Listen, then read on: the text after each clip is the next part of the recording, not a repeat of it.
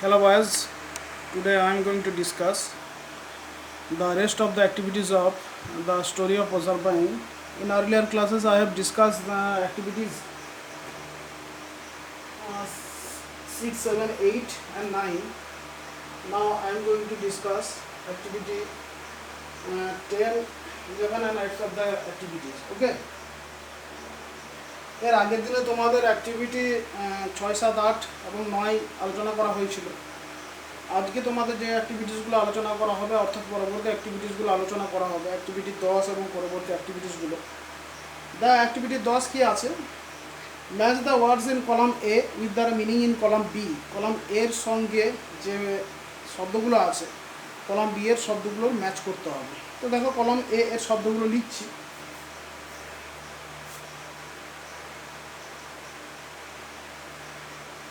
Activity 10 A B. প্রথমে কি আছে দেখো, প্রথমে আছে রিয়েল।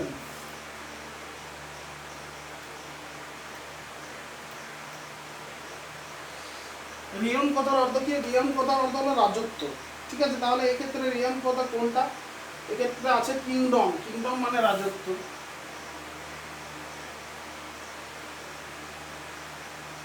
কিংডম কথার অর্থ হলো রাজত্ব, তাহলে রিয়ন আর কিংডম সেম মিনিং।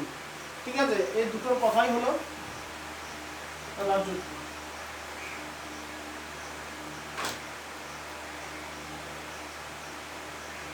ঠিক আছে, 2 নম্বর আছে দেখো সিজলেস।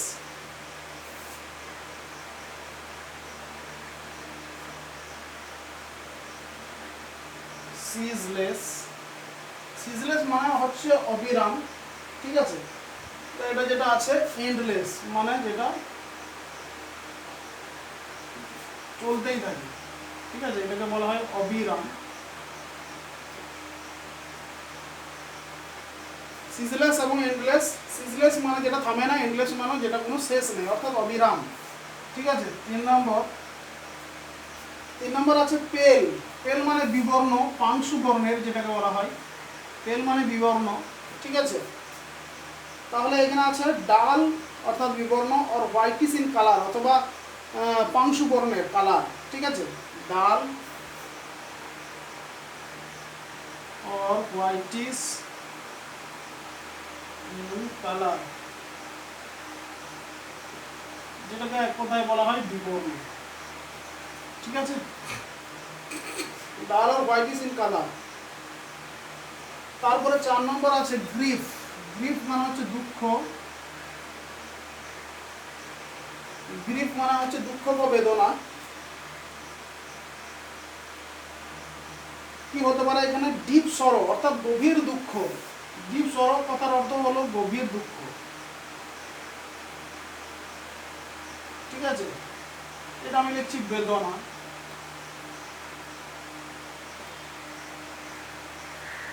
দুঃখ,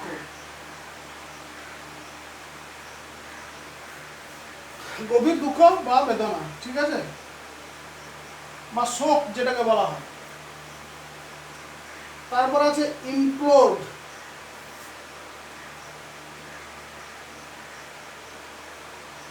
ইমপ্লোড মানে হচ্ছে জোর করা। ঠিক আছে, এখানে কোনটা আছে জোর করা? সরি, ইমপ্লোড মানে হচ্ছে চাওয়া, ভিক্ষা চাওয়া। বেগড।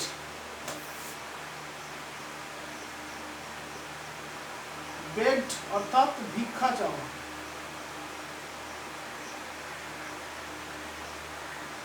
ওকে,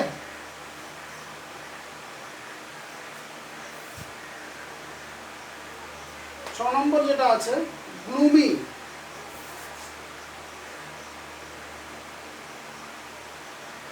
গ্লুমি বিষণ্ণ। ডার্ক অর ডিপ্রেসিং অন্ধকার বা হতাশাজনক।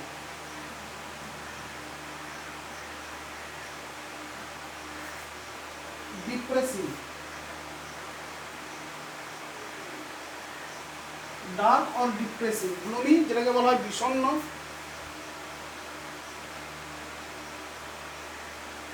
ওকে, তাহলে তোমরা দেখলে যে কলাম এ এবং কলাম বি এর অর্থগুলো সব একই রকম। এবং তার বাংলা অর্থ আমি পাশে লিখিয়ে দিলাম, এটা তোমাদের বোঝার সুবিধা হবে যে এই দুটো অর্থ একই। ঠিক আছে, এটা তোমাদের অ্যাক্টিভিটি 10 যেটা ছিল। অ্যাক্টিভিটি 11 কতগুলো হোমোফোনিস আছে, অর্থাৎ সমোচ্চারিত ভিন্নার্থক শব্দ, এর আগেও তোমাদের হয়েছে। অর্থাৎ সমোচ্চারিত ভিন্নার্থক শব্দ অর্থাৎ যার অর্থটা এক কিন্তু যার অর্থটা আলাদা কিন্তু উচ্চারণটা এক।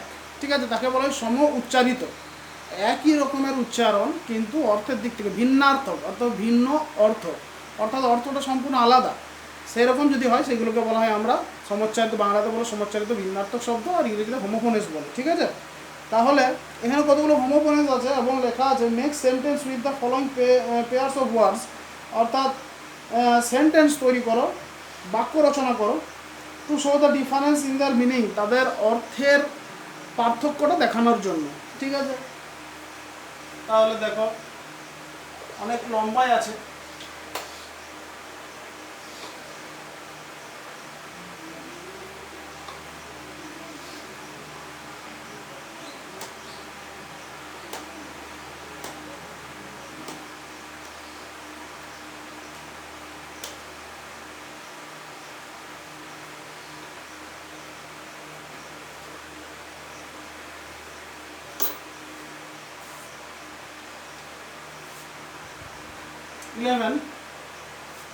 দেখো আমি এই ক্ষেত্রে কি করব, এই ক্ষেত্রে তোমাদের অর্থগুলো আমি বলে দিচ্ছি কিন্তু সেন্টেন্সটা আমি করে দেবো না। সেন্টেন্সটা তোমরা নিজেরা বাড়িতে চেষ্টা করবে এবং সেটা করার পর তোমরা আমার হোয়াটসঅ্যাপে পাঠাবে, তাহলে আমি সেটা চেক করতে পারবো। অর্থাৎ তোমরা নিজেরা যে চেষ্টা করেছো সেটা আমি বুঝতে পারবো। আমি শুধু অর্থের যেখানে এখানে শব্দগুলো আছে সেই শব্দের অর্থগুলো শুধু লিখিয়ে দিচ্ছি। ঠিক আছে, দেখো অ্যাক্টিভিটি 1 প্রথম লেখা আছে মিট, এ লেখা আছে মিট,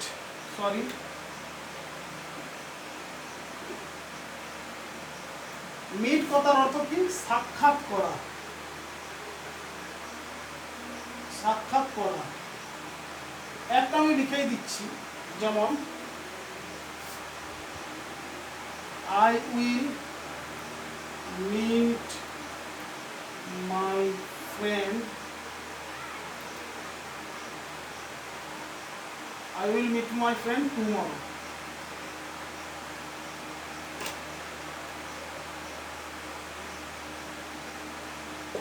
ঠিক আছে, অর্থাৎ আমি আমার বন্ধুর সঙ্গে কালকে দেখা করব। ঠিক আছে, আর একটা আছে মিট, মিট কথার অর্থ কি? মিট মানে মাংস। ঠিক আছে, তাহলে দুটো দেখো উচ্চারণটা এক, মিট সাক্ষাৎ করা, এর অর্থ হলো সাক্ষাৎ করা, আর এই মিট কথার অর্থ হলো মাংস। তাহলে এই ক্ষেত্রে আর একটা সেন্টেন্স করব, লিখছি আমি, লিখছি Ratan likes to it meet, Ratan likes to it meet, অর্থাৎ রতন মাংস খেতে পছন্দ করে। ঠিক আছে, বন্ধ করা হয়ে গেল।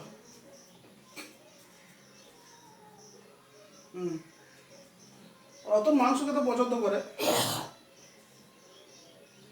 তাহলে ডিফারেন্সটা তোমরা বুঝতেই পারছো সেন্টেন্সের মাধ্যমে। এরপরে যেগুলো আছে বিয়ের থেকে শুধু আমি অর্থগুলো লিখিয়ে দিচ্ছি। প্রথমে আছে কি? প্রথমে আছে ওয়ান্ডার, ওয়ান্ডার, ওয়ান্ডার মানে উদ্দেশ্যহীনভাবে ঘোরাফেরা করা।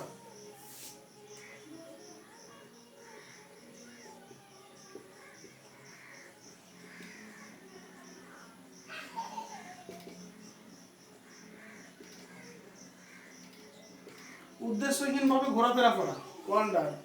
আর একটা আছে ওয়ান্ডার, বিস্মিত হওয়া, অবাক হওয়া, বিস্মিত বা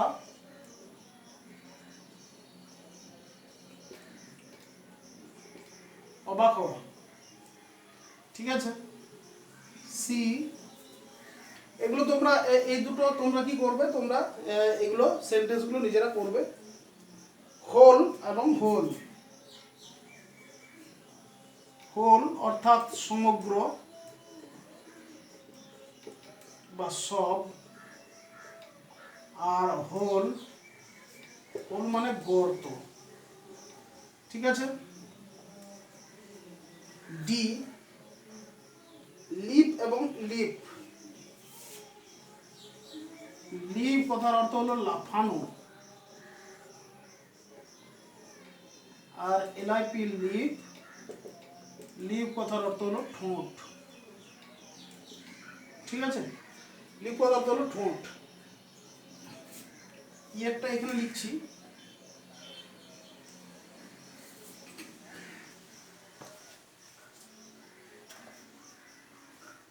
আছে সিজ এবং সিজ।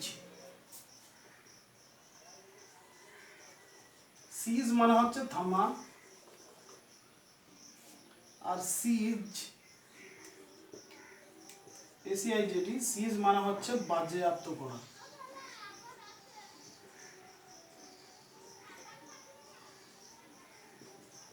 বাজেয়াপ্ত করা, ঠিক আছে। সিজ মানে একটা হলো থামা আর একটা হলো বাজেয়াপ্ত করা। এরপরে বোর্ডটা একটু ওয়াইপ আউট করছি।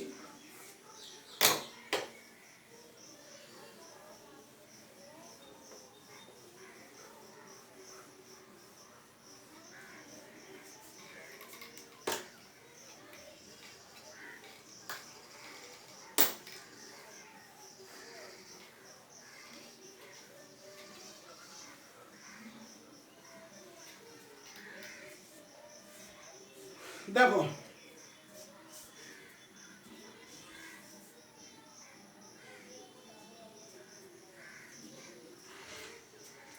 তারপর আছে এফ, আছে থ্রোন, THRONE। প্রথমে এটাই আছে, হ্যাঁ থ্রোন, THRONE। থ্রোন কথার অর্থ হলো সিংহাসন বা রাজ সিংহাসন যেটাকে বলা হয়, সিংহাসন। ঠিক আছে, আর একটা আছে থ্রোন, THROWN, থ্রোন। থ্রোন মানে হচ্ছে ছুঁড়ে ফেলা। এটা, এই যে থ্রোনটা, এটা হলো threw, throw, THROW, threw, throw, threw, THREW, threw, এবং থ্রোন। থ্রো, থ্রিউ, থ্রোন মানে ছোড়া। থ্রো মানে কোনো কিছু ছোড়া, সেটা। এটা প্রেজেন্ট ফর্ম, এটা পাস্ট ফর্ম, এটা পাস্ট পার্টিসিপল ফর্ম, অর্থাৎ 3 নম্বর ফর্ম।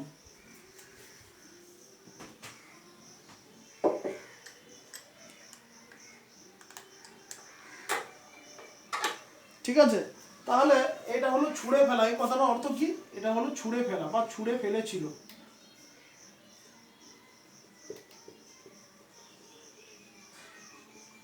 ফেলা বা ফেলেছিল, এটা পাস্ট টেন্সে ব্যবহার হবে। ঠিক আছে, দেখো থ্রো, থ্রো, থ্রিউ, থ্রোন। ওকে। জি প্রে এবং প্রে। প্রে অর্থাৎ শিকার। ঠিক আছে, শিকার, শিকারী। আর একটা হলো প্রে।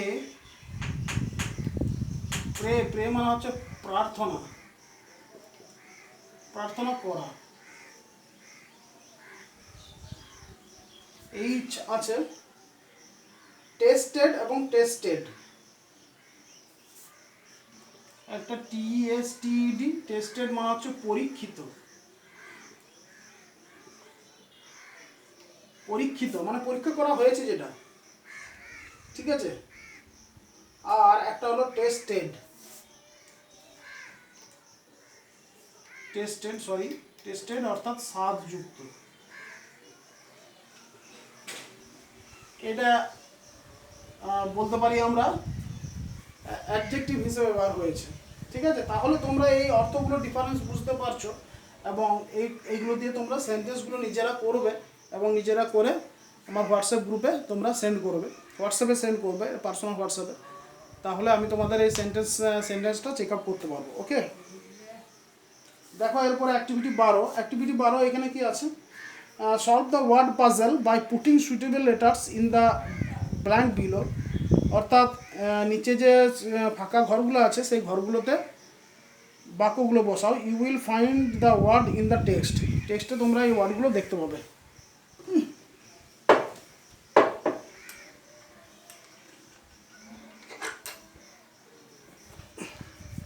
ঠিক আছে, দেখো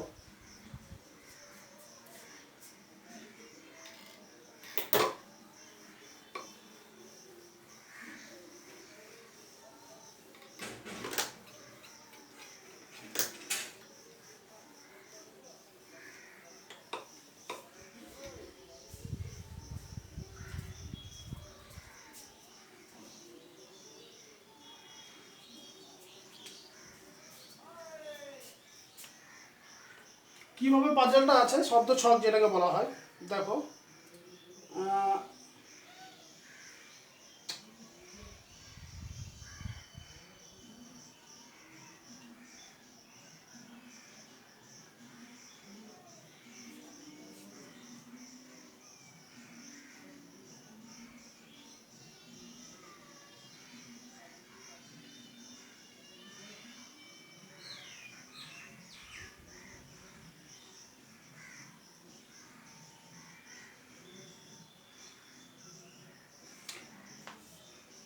এটা ছবি যদি আঁকতে যাই আমি, তাহলে এর প্রচুর সময় লাগবে। তো এটা তোমাদের আমি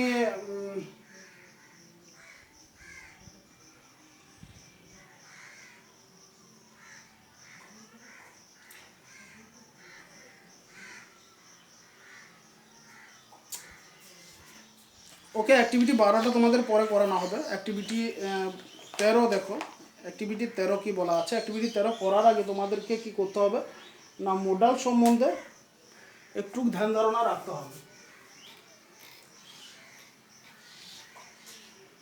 দেখো আমরা কম বেশি সকলেই মোডাল অক্সিলারি সম্বন্ধে হয়তো কিছুটা শুনেছি, তবুও আমরা বলি। আমরা ভার্বকে সাধারণত দুটি ভাগে ভাগ করি, একটা মেন ভার্ব আর একটা হেল্পিং ভার্ব, বা যেটাকে বলা হয় অক্সিলারি ভার্ব।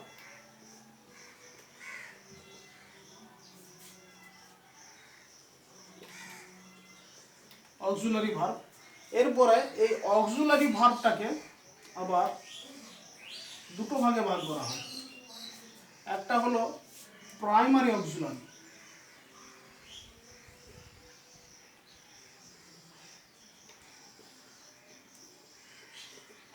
আর একটা হলো মোডাল অক্সিলারি।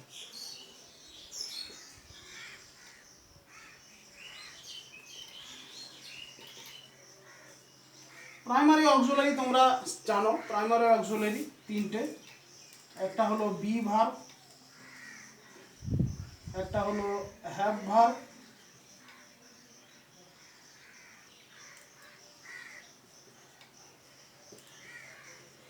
আর একটা হলো ডু ভার্ব।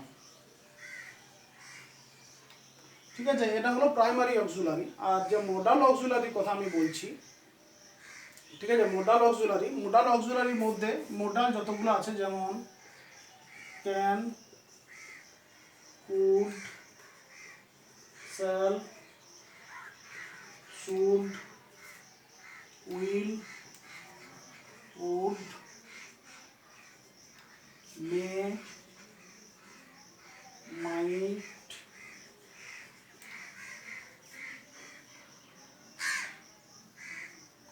মাইট, আর আছে মাস্ট। ঠিক আছে, আর আছে মাস্ট। এরপরে ডেয়ার টু, অর টু, এগুলো মোডালের মধ্যে ফেলে দেয়। ঠিক আছে, তাহলে এই 9টা এটা হচ্ছে মূল মোডাল অক্সিলারি। এরপরে এই যে 9টা মোডাল অক্সিলারি, এগুলো কোনখানে কিভাবে ব্যবহার হয় সেটা সম্বন্ধে আমাদেরকে জানতে হবে। এটা সাধারণত দেখো, অক্সিলারি ভার্বের কাজই হলো কি, মেন ভার্বকে সাহায্য করা। ঠিক আছে, তার জন্য এটার নামই হয় হেল্পিং ভার্ব বা সাহায্যকারী ক্রিয়া। তাহলে মোডাল অক্সিলারির কাজ কি? মোডাল অক্সিলারির কাজ হলো বাক্যের মধ্যে মুডকে ঠিক করা। ঠিক আছে, কোনো পারমিশন নেওয়া, রিকোয়েস্ট করা। ঠিক আছে, তারপরে পসিবিলিটি, সম্ভাবনা, জোর দিয়ে বলা, কোনো রিকোয়েস্ট করা, এগুলো যদি সাজেশন দেওয়া, এগুলোর ক্ষেত্রে আমরা কি ব্যবহার করি, এই মোডালগুলো আমরা ব্যবহার করে থাকি। ঠিক আছে, এইখানে তোমাদের একটা ছকের মাধ্যমে দেখো দেওয়া আছে, তোমাদের বইয়ে খুব সুন্দর একটা ছক দেওয়া আছে, ফাংশনস অ্যান্ড মোডালস, অর্থাৎ কী কী মোডাল কী কী ফাংশনের ক্ষেত্রে ব্যবহার হয় সেটা দেওয়া আছে। আমি শুধু এই ফাংশনগুলো শুধুমাত্র বাংলাটা বলে দিচ্ছি, তাহলে তোমরা বুঝতে পারবে। ঠিক আছে, দেখো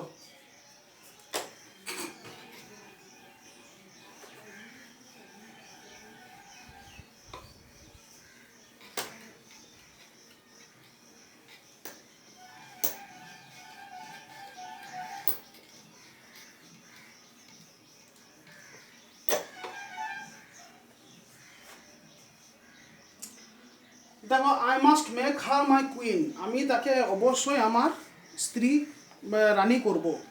হার bright face will make even my dark kingdom look bright and beautiful, তার সুন্দর মুখটা আমার অন্ধকার রাজত্বটাকে সুন্দর এবং উজ্জ্বল করে তুলবে। She thought that the girdle might reach Ceres, সে ভেবেছিল যে গার্ডেলটা অর্থাৎ কোমরবন্দিনীটা সেরেসের কাছে পৌঁছাবে। Her mother would be able to trace her lost daughter, তার মা তার হারিয়ে যাওয়া মেয়েকে খুঁজতে সক্ষম হবে। প্রজারপাইন মে রিটার্ন টু আর্থ, প্রজারপাইনকে ফিরতে হবে পৃথিবীতে। He could not drive through the water, সে জলের উপর দিকে যেত না। এগুলো তোমার যেতে পারবে না, এগুলো তোমাদের বইয়ে কতগুলো উদাহরণ দেওয়া আছে, লেখা আছে দেখো। ইন দোজ অ্যাবাভ সেন্টেন্স, এই উপরের সেন্টেন্সগুলো the words must, will, might, would, may and could not are used to indicate emphasis, possibility, ability, permission, request, wish, probability, inability, impossibility, etc. These words are known as modals. It is important to note that several modals can be used to express the same mood or mood. Most of the modals do not express any sure fact. Modals are followed by the first form of a verb. অর্থাৎ modal কীভাবে তৈরি হয় না, মোডালের পরে সবসময় ভার্বের present form হয়, মোডালের পরে কখনোই ভার্বের সেকেন্ড ফর্ম বা থার্ড ফর্ম হয় না। অর্থাৎ ভার্বের সবসময় প্রেজেন্ট ফর্ম, বর্তমান ফর্মটাই হয়। দেখো যেটা বলছিলাম, ফাংশনটা দেওয়া আছে এবং মোডালগুলো দেওয়া আছে। আমি প্রথমে মোডালসগুলো লিখছি।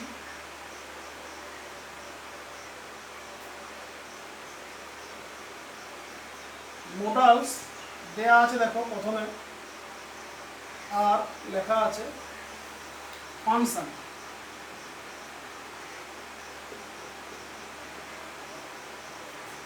ফাংশনস অর্থাৎ এদের কী কী কাজে ব্যবহার আমরা করতে পারি। ঠিক আছে, যেমন ক্যান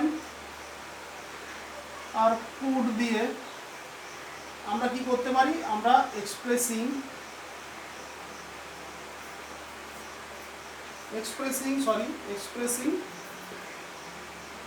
অ্যাবিলিটি।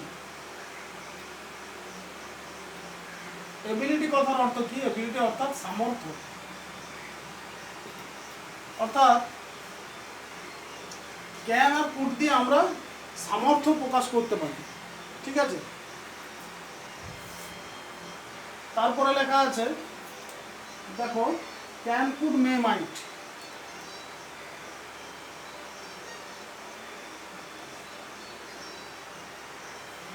মে এবং মাইট, এই চারটা দিয়ে কি করতে পারি, এই চারটা দিয়ে অর্থাৎ ক্যান, কুডও এটা আছে, এর মধ্যে আছে, এটা দিয়ে আমরা করতে পারি কি, পসিবিলিটি, এক্সপ্রেসিং পসিবিলিটি, অর্থাৎ সম্ভাবনা। যদি আমি বলি ইট মে রেন টুডে, অর্থাৎ আজকে হয়তো বৃষ্টি হতে পারে, তাহলে আজকে কি বৃষ্টি হওয়ার সম্ভাবনা আছে। ঠিক আছে, তারপর লিখলাম he might be in her class, অর্থাৎ সে হয়তো তার ক্লাসে ছিল, তাহলে সেক্ষেত্রে একটা সম্ভাবনার কথাই উল্লেখ করা হচ্ছে, অর্থাৎ সেটা শিওর নয়। তারপর আছে শুড আর must.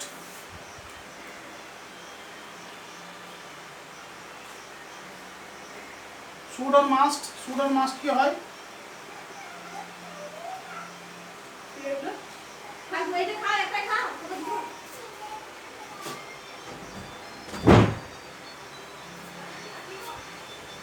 expressing duty or emphasis.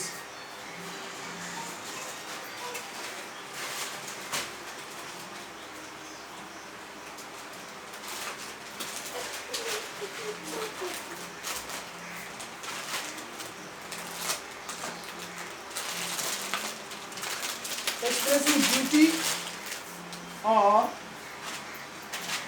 লেখা আছে emphasis. ডিউটি অর্থাৎ কর্তব্য, আর এমফাসিস অর্থাৎ জোর দিয়ে বলা।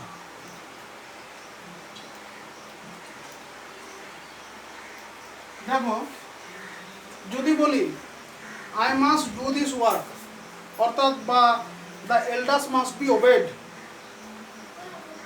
তার মানে কথার অর্থ হলো কি এগুলো আমাদের কর্তব্য, যে আমাকে এই কাজটা করতেই হবে। I must do my duty, আমাকে আমার ডিউটি করতে হবে, আমাকে আমার কর্তব্য করতেই হবে, জোর দিয়ে বলা হচ্ছে। বা you should not look down the poor, অর্থাৎ তোমাকে কি করা উচিত নয়, অর্থাৎ তোমাকে গরিবদেরকে লুক ডাউন আপন অর্থাৎ ঘৃণা করা, হেট, তোমাকে ঘৃণা করা উচিত নয়।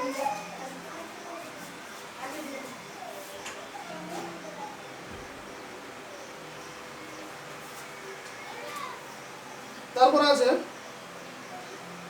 Would, could, will.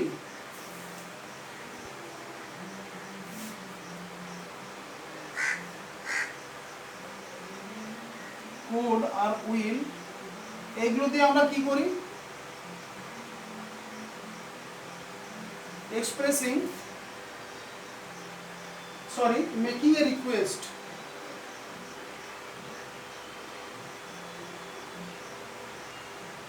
Making A request, অর্থাৎ অনুরোধ করা।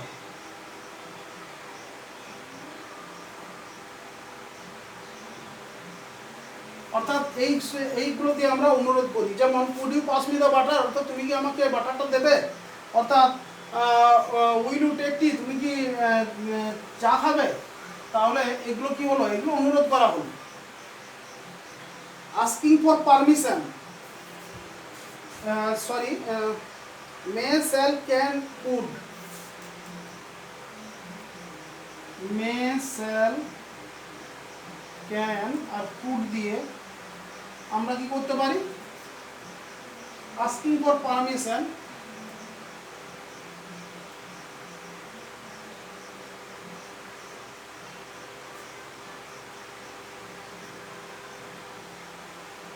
অর্থাৎ পারমিশন কর্তার অর্থ হলো অনুমতি নেওয়া,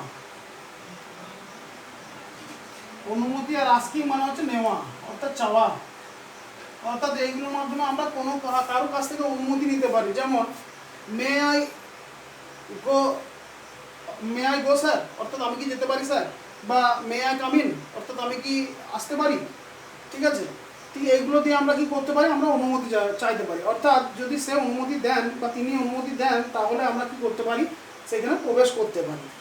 এরপরে আরেকটা আছে শুড, ক্যান আর কুড দিয়ে। ঠিক আছে, এখানে লিখে দিচ্ছি।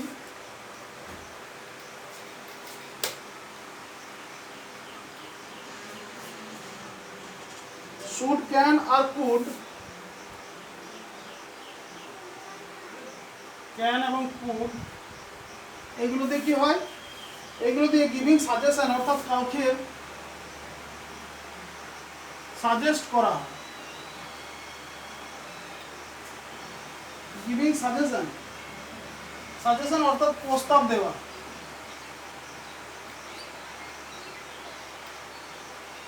ঠিক আছে, তাহলে এই ফাংশনগুলো তোমরা বুঝতে পারলে যে কোন কোন মডেলগুলো কি কি অর্থে ব্যবহার হয়, তাহলে তোমাদের অনেকখানি সুবিধা হবে। এরপরে আছে কি, এরপরে এর নেগেটিভ ফর্মগুলো আছে, সেটাও নেগেটিভ ফর্মগুলো তোমাদের ফাংশনের মধ্যে দেওয়া আছে। দেখো মডেল এবং নেগেটিভ ফর্ম, ক্যান হয়, ক্যান নট থেকে কান্ট হয়। এগুলো তোমাদের যখন আমরা কন্ট্রাক্টেড ফর্ম বা শর্ট ফর্ম করা শিখিয়েছিলাম তখন এগুলো বলেছিলাম, আমরা একবার বলে দেবো। পরবর্তী যে অ্যাক্টিভিটিসগুলো তোমাদের এই মডেলের উপরেই আছে, 13A এবং 13B, 13A 13B এটা মডেলের উপরেই আছে, এবং পরবর্তী যে সমস্ত অ্যাক্টিভিটিসগুলো আছে সেইগুলো পরবর্তী ক্লাসে তোমাদের আলোচনা করা হবে। আজকে আপাতত তাহলে এই পর্যন্তই। ভিডিওটা অনেক কি লম্বা হয়ে গেল, প্রায় 30 মিনিট হয়ে গেল। তাহলে আজকে আর কোনো অ্যাক্টিভিটি করাচ্ছি না, তোমাদের এই ফাংশনগুলো দেখিয়েই আপাতত শেষ করছি। আর তোমাদের যেটা কাজ দেওয়া থাকলো অর্থাৎ